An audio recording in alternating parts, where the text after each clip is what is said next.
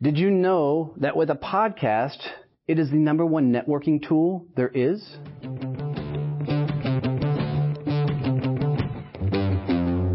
Hey, got something really cool I wanted to run by and let you know what's going on.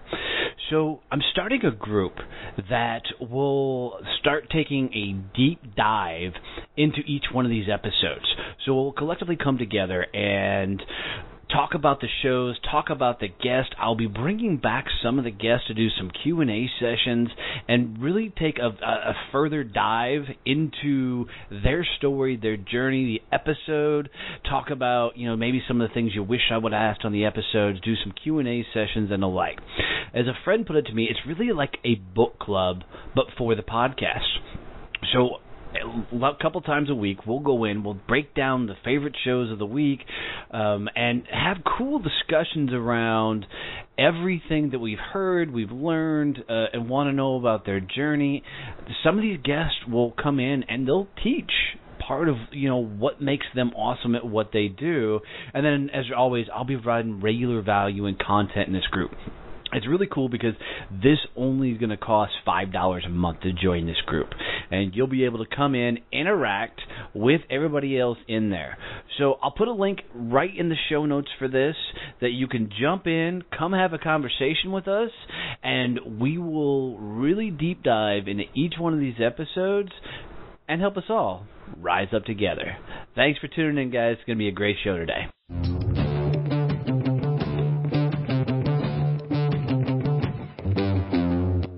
Having the show wasn't something I started out to do, but the day I found out somebody wanted to really sponsor the show was a really, really cool experience.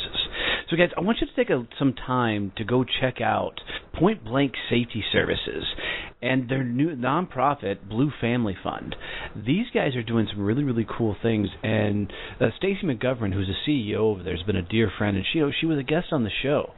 But these guys are literally taking, the off-duty officers and putting them out in security guard role. And here's what's cool about it is, as they're protecting our lives, they don't make a whole lot of money in that regard. No first responders are paid for the value they provide for our safety and our health and taking care of us. So these guys, Stacy and her team over at Point Blank Safety Services have really found a cool way to give back to these officers by helping them provide an additional income so they can continue to support and protect us. So do me a favor, guys. Seriously, go check out pointblanksafety.com and then go look at their nonprofit, which is Blue Family Fund.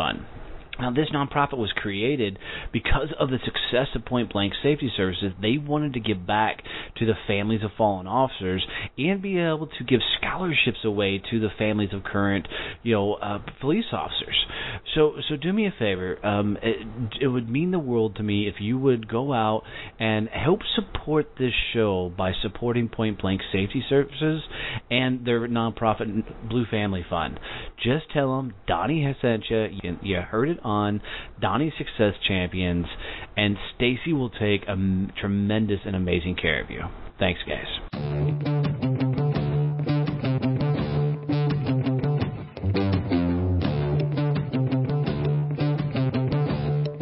I'm not very big on the whole keynote thing. I really like doing more of the Q&A style of things, so I'll give you some of my background to give you some context, and then I'm going to open it up to you guys to fire away with just general questions. Just so you know, if it matters, I spent 2 years on the Fort Worth Home Builders Association's board, helping them in recruitment and things along those lines, so familiar with the industry. This is the most amount of builders I've ever seen in an event. The rain did a good thing for you guys today. So that's the only way to get the damn builders to an event is the damn inclement weather. Sorry, builders. But all right, so here's kind of my story. Right out of the high school, I jumped into Marine Corps.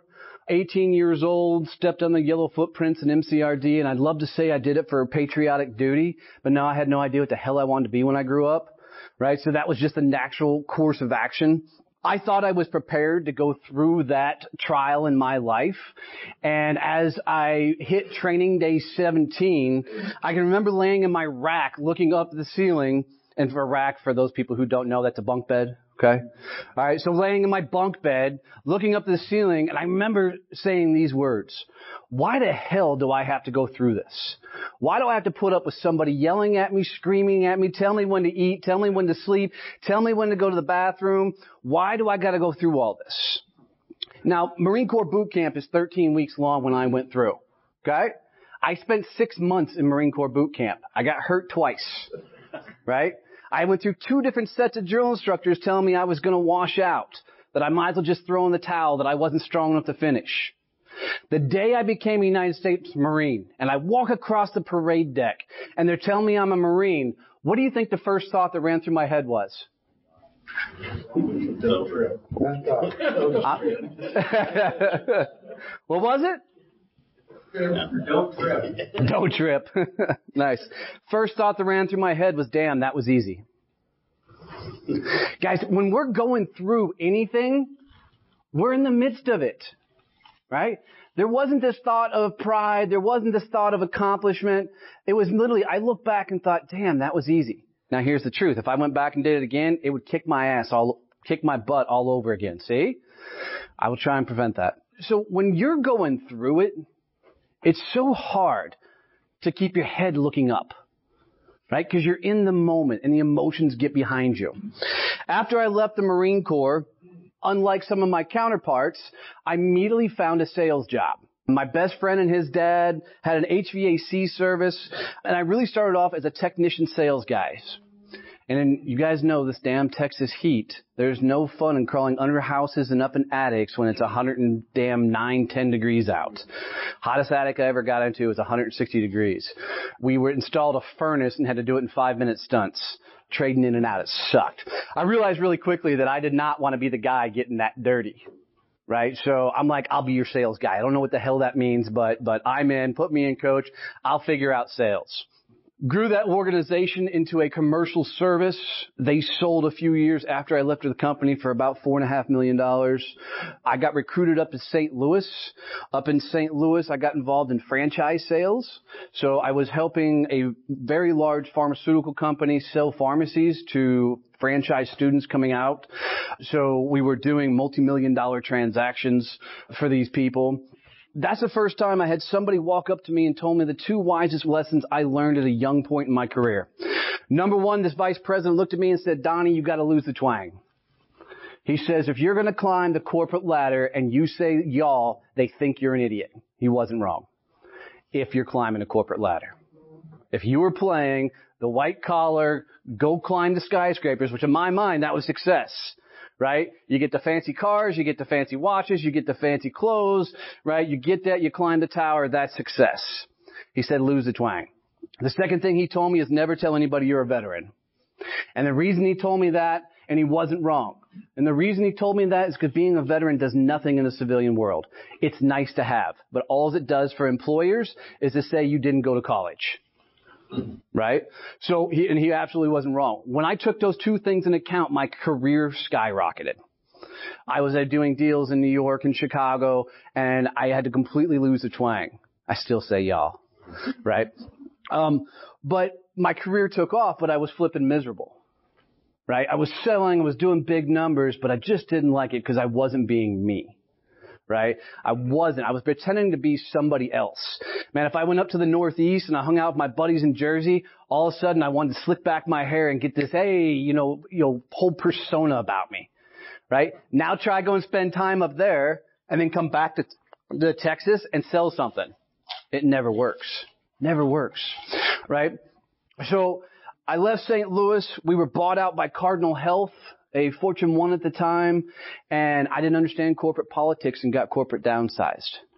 I was the number 2 guy with a very, very large book of business, and they told me they didn't need me anymore.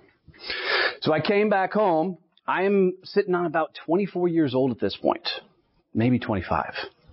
Just put perspective, okay? This is not long after 9/11. I'm still trying to figure out what the hell I'm going to do with my life. Everywhere I went to look for a job, they either told me I was overqualified or underqualified, right? Most of the companies I went to even talk to about a sales position were scared to hire me because they didn't think I would stay long because they didn't think they could afford to keep me around. So I started fibbing on my resume. right? I started lying about the success and the things I had. Anybody ever done that before? Don't raise your hand, right? You know what you put on your resume is only half truths, guys, right? But so I started dumbing it down, and then they would do, when I get to through the interviews, they do the background checks and everything else, and all my stuff would pop up, right? So I went bartending and waiting tables. So here I was. I had a company car, living in St. Louis, a company condo, making well into multiple six figures, right? And enjoying life, to now I'm bartending. So I bartended for 2 years trying to find a job, trying to figure it out. Well, luckily I ran across a nice lady by the name of Jane Miranda. And Jane came to me. She was one of the regulars during lunchtime. Her and a friend of hers, Bev Johansson, would come in. They'd order a Reuben sandwich, and she would drink a Diet Coke. Bev would drink an iced tea. My phone's going to go off because I'm recording this, just so you know. So don't say anything stupid. I'll make you famous. I will use this on my podcast. So Jane had just come back from a major conference up in Philadelphia. And at this conference, the keynote speaker said, my number one salesperson I have on my team was the server at my restaurant. Jane said when she heard that, she came gunning for me. Now, I was a bartender at that point, but I kept my resumes underneath the bar top. And I'm one of the few guys that'll stand here and tell you that I was actually hired out from behind the bar, which never happens, right? So I went to work for a commercial printing company. Jumped into commercial printing. They brought me into a division that was brand new to the market. Digital printing had just hit the marketplace. And I didn't have anybody to report to. Jane was the vice president of the company. She handed me this entire division and said, figure it out. I'm 26 years old. Start in the commercial printing world, and I was in over my head. I had no idea how to sell a product. I've been selling franchises, right? I'd sold HVAC. I had no idea how to sell ink on paper, right? So I had to figure it out. My first sale I ever did was to my mom. My mom managed an eye doctor, right? And I remember walking into her office, and I said, Mom, I'm going to print your business cards. And she goes, are you sure about that? And I said, absolutely. She goes, well, here they are. Get me a price. So I get her a price, a set of 500 business cards. I come back, give her a price, and my mom beats me up on price. My first sale in commercial printing to my mother, and she got the better deal, right? And she hates it when I tell that story. She goes, that's not true. I'm like, it is absolutely true, right? So I spent 7 years in that role, learning the sales game. My largest deal I ever closed was Mary Kay Corporate. It was a $2 million contract for me. And the day I brought that in, any idea what the first thing that ran through my head was? That was easy. That was easy.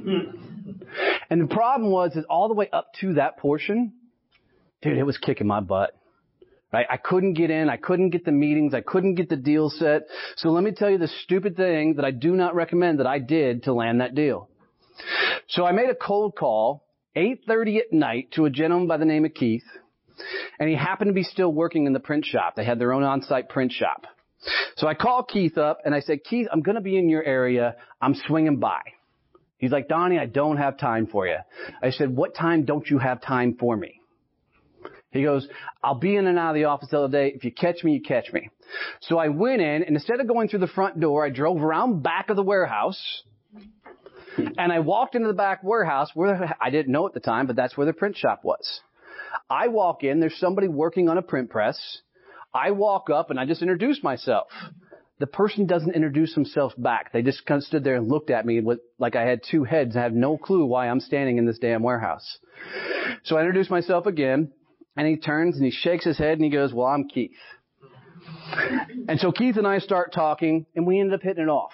I tell him about my company, tell him what I do. And before I leave, I said, Keith, is there anybody in marketing that you know I should contact that may also have commercial printing needs? And so he drops the name of Ann. I go and I work my way through. I go to the new Mary Kay office off the tollway, that big building there. I walk in through the front door. I tell them I have an appointment with Ann. They're like, no, you don't. I'm like, sure I do. So I said, I'm sorry. And then her assistant comes down. I talk to her assistant. I set an appointment with her assistant to come back and meet with Ann, sit down with Ann. And I said, Ann, before I leave, is there anybody else in your company that I need to be talking to about their commercial printing? And Ann said, you know, there's some people over in operations that may have some things.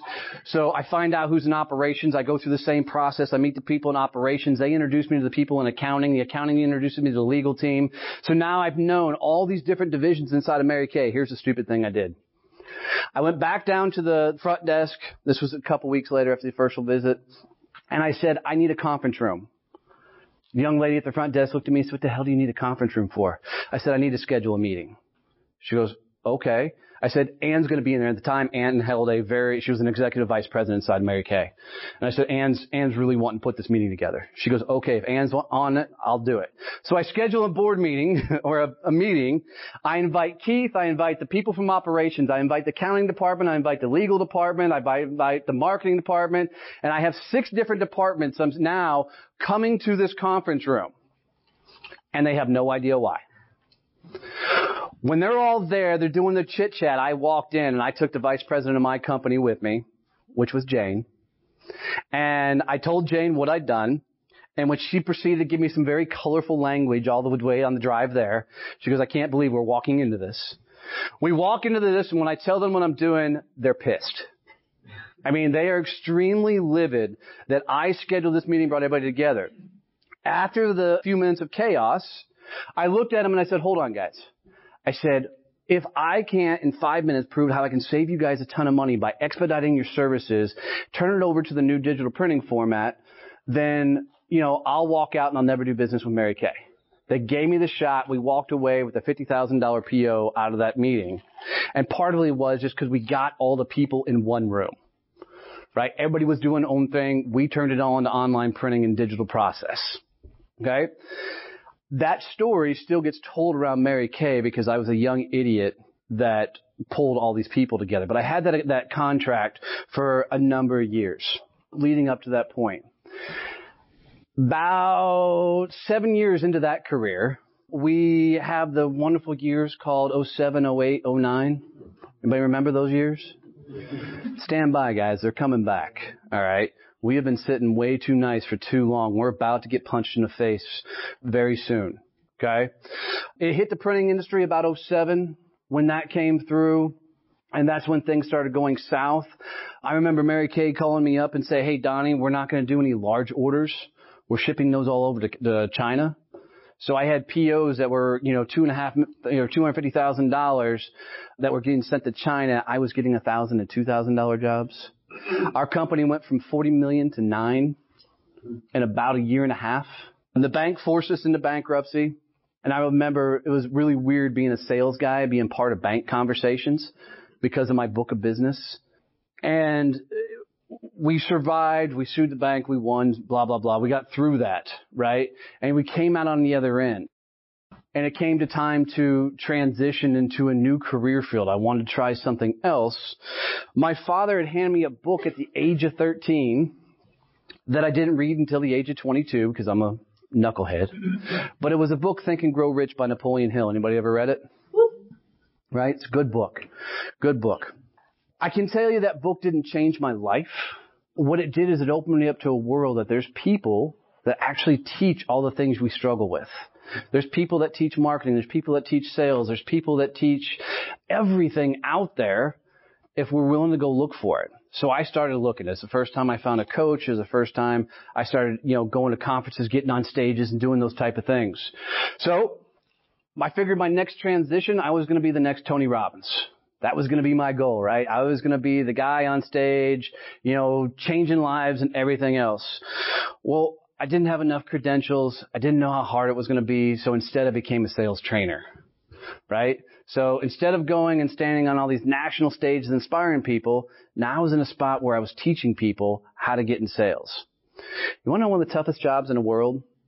Sitting across from a CEO and convincing that you're the guy to teach his salespeople how to go kick butt in life. I caught it, right? It's a tough job. I went throughout my entire career of having success in sales because I was able to just figure it out, hang in there long enough. And now I'm in a role that these guys were looking at me like I had two heads all the way through it. And it was tough. It was really, really, really tough. But when I got the job, I told the guy who ran the company, I said, look, I really want to be a trainer. I spoke on some stages. I don't want to do that. I said, I just want to be a sales guy. He goes, good, because I don't want a trainer. I need a sales guy. So I went out and started selling that. Long story short, I tripled his company 4 times, and we had some great successes and a lot of fun. I was traveling the U.S., doing a lot of major sales training with him, and having a lot of fun standing on a lot of stages. September of last year, I did one of the dumbest things I've ever done in my life. I sat down and looked at everything I'd done over my entire career and said, wow, I've made a lot of people a lot of money. I've built a lot of businesses for a lot of people. I'm going to jump out on my own. So I jumped out on my own and started my own business. And guys, let me tell you, for those that run your own company, freaking kudos. Because everything I thought about running a business prior to running a business was absolutely wrong. I really thought just being a good sales guy was going to be the key to winning in business. That's only half the battle. We were talking about it back there that, being a business owner is you're everything. You got to sell it. You got to deliver it. You got to manage it. You got to, massage it, the whole 9 yards. But as everything about my entire story, and get to the end portion of it here, is thank God I found podcasting, because podcasting is what saved my business. So now I'm back to traveling the world. I just got back from Ireland doing a sales training out there, which was an absolute blast. Now I've got an event coming up in Vancouver that I'm fixing to go to and be the keynote for that. But it comes down to, guys, really, really simple, is you never figure out anything in life without going through it. Right? Everybody wants the shortcut. Everybody wants the easy route. Anybody here ever grown up? I know we got a lot of older crowd, but anybody played any sort of games on Xbox, PlayStation, anything? Anybody played any of those games? Anybody ever use the cheat codes? Right? Unfortunately, as we go through life, that's what we seem to do. Right? We don't want to go through it. We're looking for the easy way. We're looking for the easy path. When we forget is all the learning comes from going through it. So there's 3 things I want you to write down that'll fix your sales team or fix your sales. Get ready to write. 3 things. And if you don't have a pen, break out your phone and put these in there. Number 1. Ready? Do the thing that scares you most. Do the thing that scares you most. And then I'm going to ask the room, why is that the number 1? It's a challenge. It's a challenge, true. If you do that, you can do anything. If you do that, you can do anything. Good. What else? Probably what you don't understand. A lot of times it is what you don't understand. Absolutely. What else? The thing you do moving forward will be just have less anxiety about it. Absolutely. What else? That thing you fear is the exact reason you haven't found the success that you want in your life. That is the truth. Every time you punch through that fear, you will absolutely learn something about yourself. More often than not, I found success because I did something that scared the crap out of me. Number 2, when you find that fear, ask one question. Why? Why is it a fear? Why does it scare me? Why would you ask that question? Because our minds play tricks on us, and it's never as scary in reality as we think. True. In addition to that, the reason salespeople really struggle with doing things great is because they never know who the hell they are. See, I spent 40 years trying to put these masks on of being a rock star sales guy or being a speaker or doing this. I wasn't focusing on me and figuring out what made me tick, what made me move forward. When you find that fear, go figure out where that fear comes from. Go figure out where that fear started from, and then go to work on yourself. There's a reason the self-help industry is a multi-billion-dollar industry. There's a lot of jacked up people in the world. There's a lot of idiots on stage too, but, right? Go to work on yourself. And then the third one, it's my favorite phrase. Go big and loud. Go big and loud. And here's what I mean. Nobody will ever buy from you if they don't know who the hell you are. Nobody will ever buy from you if you're in the shadows. If you're a salesperson and you're not out and about doing things, you're not going to get business done. Now, the Dallas market is different than the Fort Worth market, but it's still a networking game.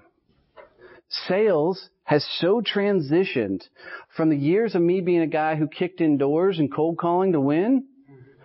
How many of you are social selling right now? Get ready.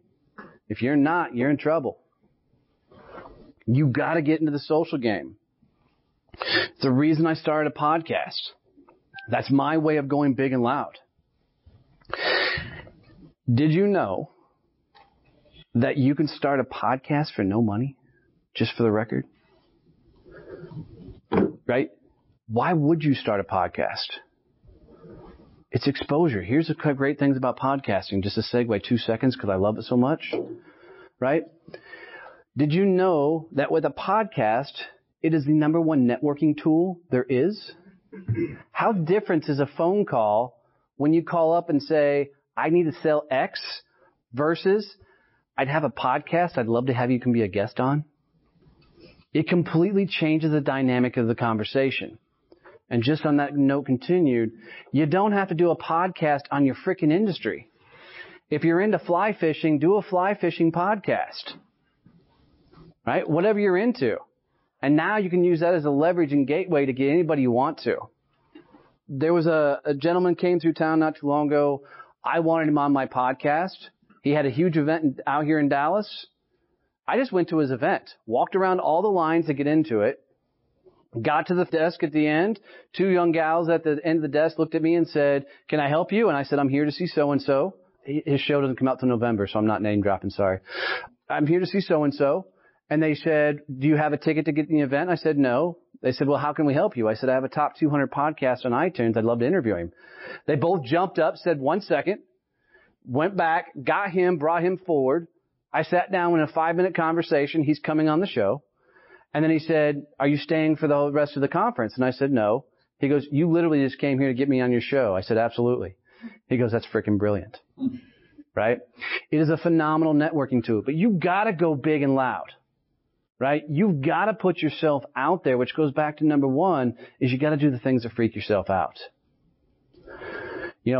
There is so many things in this day and age that you just got to get in the game. And most people just aren't getting in the game. So here's how I want to finish up this afternoon. I don't know how we're doing on time. I got plenty of time, but we'll keep rocking and rolling. Okay? Is I want you to write down a couple of things for me, and we're going to open it up to a Q&A so a sales guy can do sales things. Okay? All right? I want you to write down either A, what you're struggling with your sales team or yourself. What is something you're struggling with your sales team or yourself? Okay? 2 is if I could fix this with myself or my sales team, I could do this. I could get where I wanted to go. And I'll even throw one more in there, is if you're struggling with social selling, we can go that route as well, and I can walk you through how to build a social selling campaign. Fair enough? What I'm going to do is I'm just going to throw it out to the room. So we either finish early and get you guys the hell out of here, or I continue to give advice. So, fair enough? Somebody throw one. What's one struggle if you could fix would make this whole lunch worth it? And the crowd went wild. Struggling with social selling. Struggling with social selling. First of all, anybody know what social selling is? That would be Facebook, Instagram, stuff like that? Yes. To put it in simpler terms, social selling is everything you do in person, just online. Okay? Remember this, guys, when it comes to social selling, remember the word social? All Facebook, Instagram, Snapchat, TwitFace, and all the other ones out there, all they are is a large cocktail party. Now imagine if you came to this event and you walked around the room and you tried to immediately sell everyone that was in here. How would they like you? Not too much, right? But when we go online, we're fearless because they can't see me, they can't interact with me, they don't know me. What's the first thing we try and do is we try and sell them our widget, gizmo, whiz, bang, whatever. They forget that it's a cocktail party and you must treat it as such. How many of you have, we'll just keep it simple, how many of you have a Facebook page? How many post on that Facebook page 4 times a day? 1. Why 4 times a day? In your face. Content is king. Close. Content is queen. Engagement is king. If you're posting things and people aren't interacting, it's pointless. Okay? And people argue with that with me all the time. They're like, without the good content, you won't get the engagement. And I said, without the engagement, you don't get anything. Right? Okay? How many have an Instagram page? How many are posting on it 4 times a day? So for some of you business owners, how many of you have an independent person that is managing all your social media profiles? Smart man. Couple. Okay? If you don't, you're playing the game wrong. Which of the pre-scheduling posting deals do you prefer? I use Buffer. Right? But I will tell you guys, if you are the owner of the company, you yourself better be posting. Why do you see all the commercials nowadays where the CEOs are now coming out and you see them more and more? The president of Johnson & Johnson and all the things. Why are all these CEOs coming out more and more? Because big business sucks. And as the younger generations are coming up through the ranks, they don't want to do business with big business. Right? Social media gives you the leverage to put a face to the brand. So, if you're the owner, you need to be out there doing Facebook Lives, Instagram Lives, YouTube Lives. Why? Because they get ranked higher than just a standard post. Absolutely. Right now, Facebook Lives is the #1 post that's set up in the Facebook's algorithm. If you do a live from your page, I'm not even going to go into groups and stuff, but from your page, you will automatically score above everybody else that you're competing against. Before they postings, how many are stories and how many are just feeds? So I'm a very firm believer that there's 3 gives, 1 asks. So 3 gives, 1 ask. Okay? So it doesn't have to be stories. You're looking for engagement. So 1 post out of every day needs to be a, like, fill in the blank. What is your favorite holiday? What is your favorite car? What is your favorite thing? Why would you do that? Because freaking everybody loves fill in the blank crap. Right? And when people see fill in the blank, they want to answer. So you do 1 as a fill in the blank, and it starts the engagement wheel going on Facebook. Okay? The second one is you give direct advice. You teach them. You give away the secret sauce. If you're a home builder, tell them what they should look for when buying a home. A lot of people don't want to give away the secret sauce because it's proprietary and that's my thing and no one can do what I can do. BS. It's all on YouTube already anyways. Right? You might as well be the person giving it to them. Right? The third post needs to be another engagement post. Something where you're getting them to buy in. The fourth post is something that you can do a gentle ask. There's a great book on this by Gary Vee called Jab, Jab, Jab, Right Hook. And what he talks about all through the book is social media is meant to jab, jab, jab, jab, jab. before you ask. When you're looking at social selling, you've got to tell a story. You've got to get people to buy into you before you ask them to do anything. How many has a private group for their company? 1, 2, right? You need to start a private group for your company. Get your clients and customers in there. Get your people in there. Let them start getting their people in there. Guys, you can collectively have an audience of all the people that you want to talk to. There's a veterans group that I do a ton of business in. It's 14,000 members strong. Right? Groups are a very, very powerful tool to get your message out.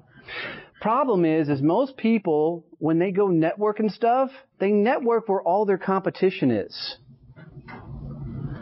Social media takes that all away.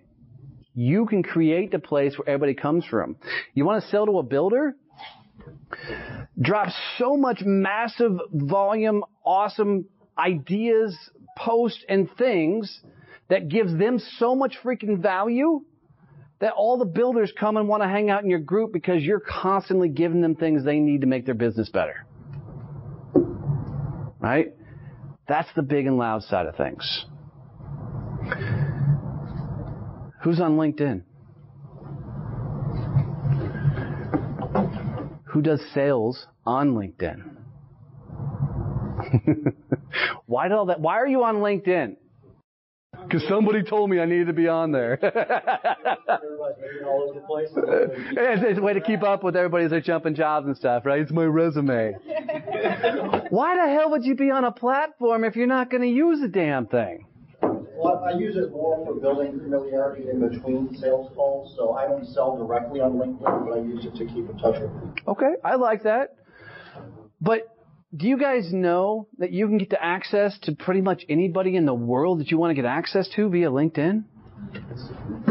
Why? Because somebody else told them that they're supposed to be on LinkedIn as well? Right? Now, I can guarantee you that 90% of this room doesn't hardly ever check their profile. But you know, if they send a message, it sends a notification to their phone? Right? You want to get access to people, you've got to get into their world. Anybody here ever do lives on Facebook or on LinkedIn? Yep, there's a live feature on LinkedIn.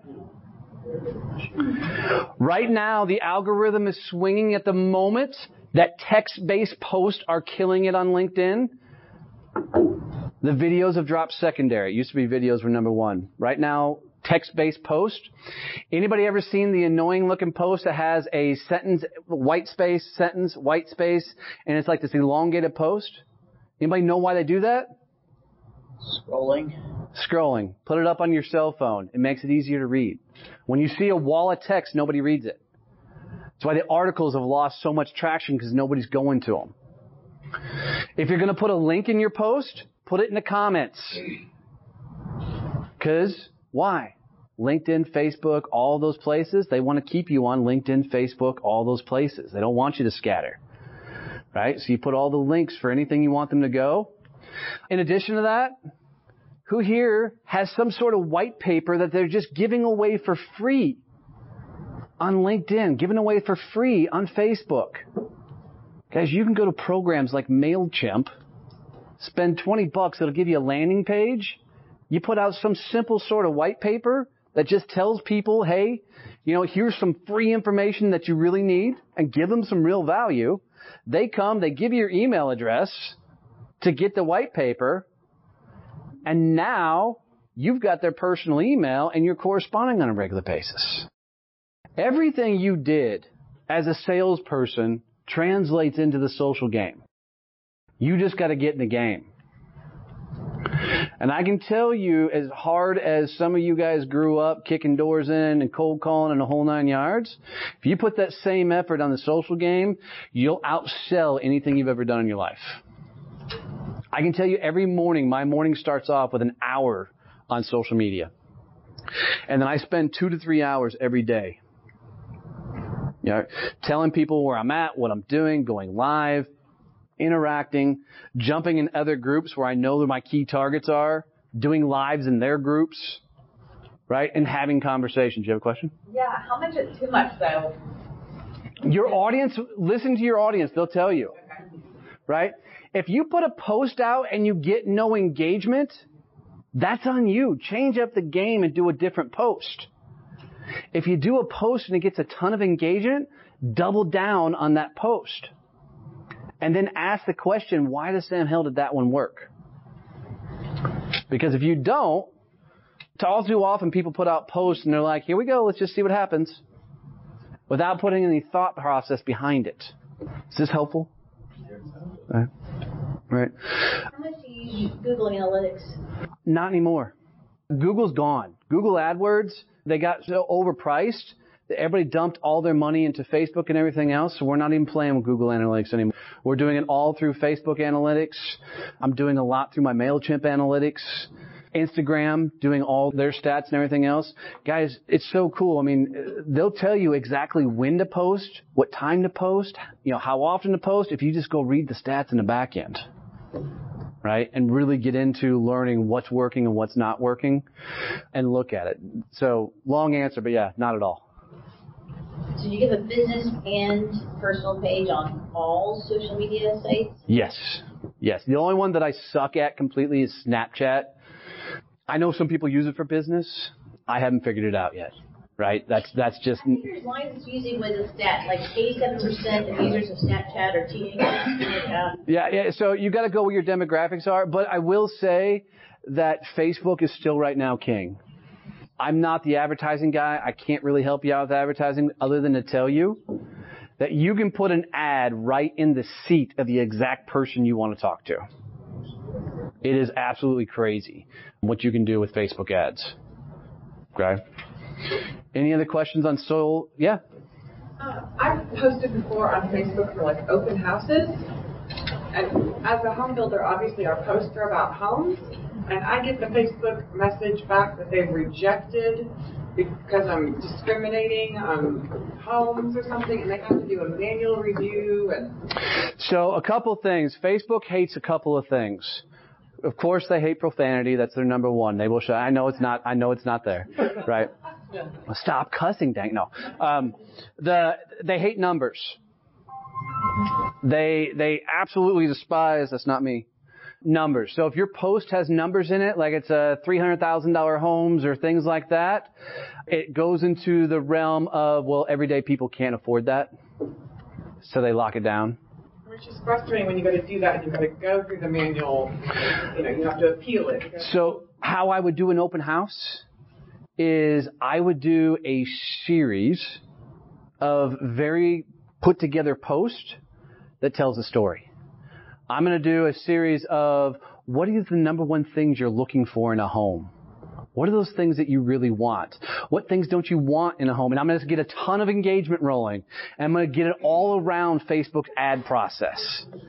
And I'm going to get so much traffic coming in because they're responding, engaging, and everything else that my final thing that I would probably do is if you use this secret password at the open house, you'll be entered to win some sort of drawing of something, right? So get around the ads and put an entire process in place that gets people so buzzed and jazzed up about what you're doing, and then give them a reason to come, right? If you turn it into some sort of contest, whoever can share this article the most, you get double the drawings, right?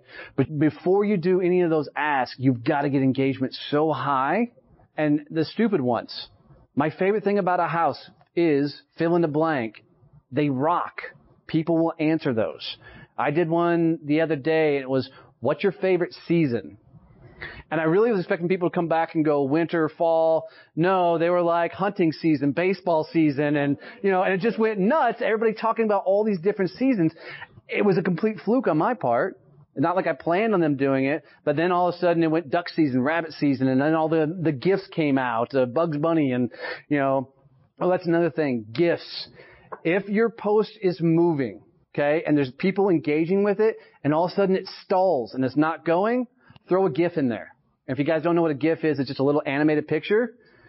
Some reason right now it's re-kicking the algorithm back up to the top. Right? And Facebook's like, oh, well, people are into this. Let's show it to more people. Okay? A couple of other things to get engagement.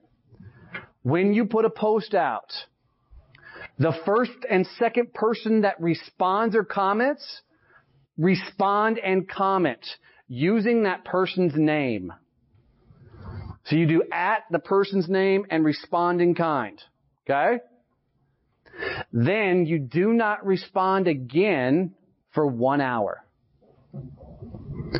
What happens is you'll have 3 to 5 to 10 to sometimes, if you're really lucky, 100 comments on there. Now you drill down for everybody that was in that hour. And then every hour you come back and you respond. Because what you're doing is you're kicking the algorithm back up. Right? And you're constantly keeping that churn going and keeping more people engaged, more people talking. Right? What most people do is they'll put a post and it'll be getting engagement and they get excited and they start answering, and then the post dies. Because they've burned it out. You've got to keep it kicked back up at the top. So every hour, come back in and hit it again, engage again, do it again. Right? Does that help? Hopefully. What else? Anything else on social selling? Anything else on regular selling? Responding to negativity. What do you mean? If somebody puts something on your YouTube page, our company YouTube page that's, do you respond? Here it is, guys. Without negative response on social media, people don't believe you. If you have 100 5-star reviews, it doesn't look real. Remember, conflict creates content. If somebody puts a negative response out there, make it a company call. And by the way, you can remove them a lot of times. Okay? I would challenge you not to. I would challenge you as a company to go back in and respond. Professionally, verbally pick a fight. And the reason you professionally, verbally pick a fight is content. The more people engaging with that post, the more it's going to get shown. Now, if somebody comes out and says you're a two-faced blah, blah, blah, right? Address it professionally, right? But the bigger and louder you go, the more noise you're going to create and the more people are going to interact positively and negatively. I tell everybody that I work with, on a lot of this stuff that hands down, you're doing the right things when you get the buttholes coming in, commenting on your stuff. I mean, I've got Facebook Lives where I had to go in and delete comments because I don't know where these people came from. But the things that came out of their mouth, I'm like, holy cow. And I'm a foul-mouthed dude, and I would never say those type of things. But they did. They did, right? But you can go back and you can delete some of those comments. I've only had one live that I ever deleted altogether. It was rough. There was a bunch of anti-military people that jumped on there and were just giving me hell. So, right, does that help? Yep, absolutely. Cool. Any others? Bottom line when it comes to social selling is really get in the game. Sales is nothing more than a conversation, guys. It's a conversation with an outcome. And if you put anything else on it, you're going to screw it up. Hands down, you're going to screw it up. If you start overthinking it, you're going to blow it. So do the thing you fear. Ask why. Keep pushing forward. Go big and loud. And, dude, at the end of the day, just be you. Have some fun with it. Thank you very much, guys. I really, really appreciate it.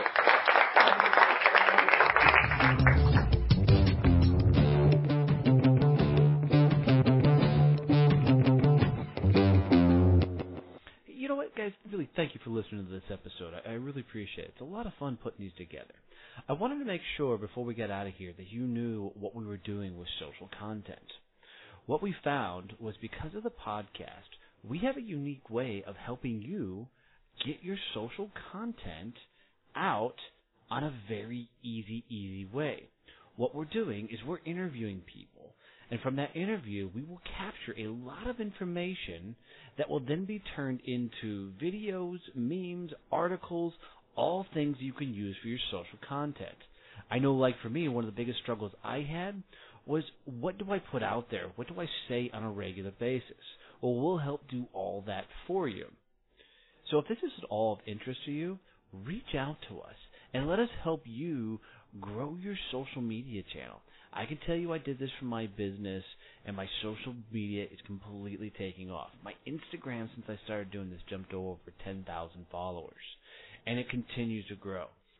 So if this is at all of interest to you, check the bottom of the show notes for the link that says, "Get my social content done right now."